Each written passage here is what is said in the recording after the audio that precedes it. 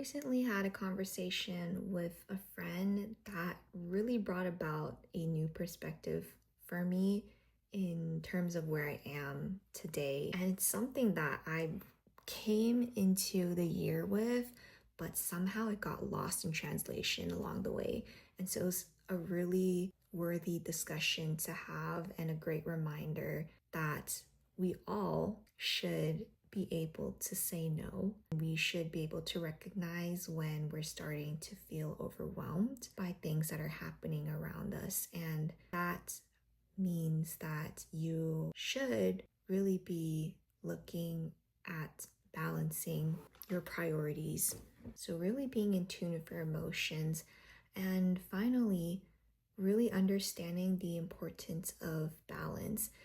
Yes, residency is busy, but it's something that I kind of forgot about as I went about every day, every weekend, every month of residency so far. Something that I really struggled with this past month was understanding what situations I say no to and what situations I could kind of defend myself more for. Because I think, especially as a resident, and someone who has high expectations for themselves, it's really hard to say no when you're given an opportunity. Really, you have to think about this opportunity and ask yourself, like, from a scale of 1 to 10, what impacts and what experiences am I getting out of this, and how does that contribute to my goals and what I want to get out of what I'm doing?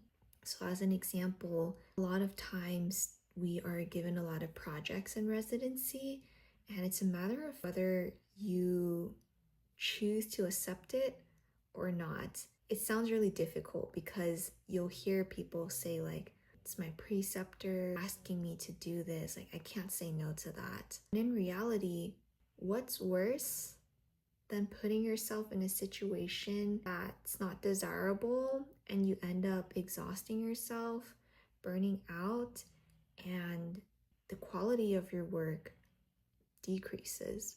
And I think I touched upon this a little bit in a previous video. At the end of the day, it's so important to recognize what your limits are and to acknowledge when you have enough on your plate, and to learn how to balance things that really contribute to your happiness and your joy, and things that may start feeling more like just tasks.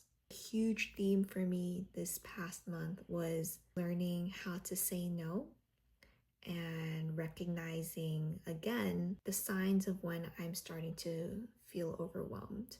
At the end of the day, you're the one who's living your life, and no one else is living it for you. No matter how much pressure you're getting to do something or to have to pick up something, or even if it's not forced, then that's more of like you should evaluate your priorities and evaluate whether or not it's appropriate that you're giving yourself so much expectations to pick up something that's not mandatory. That's a whole other thing though. It's about you. At the end of the day, everything's about you and how you want to live your life, and really other people can only provide guidance and suggestions. It's really important to know how to say no, to recognize your emotions and be really in tune with them, because your body will tell you when it doesn't agree with something. And just emphasizing again the importance of balance and having that balance in your life, because at the end of the day, your health is what matters the most, and you're the one who's living your life.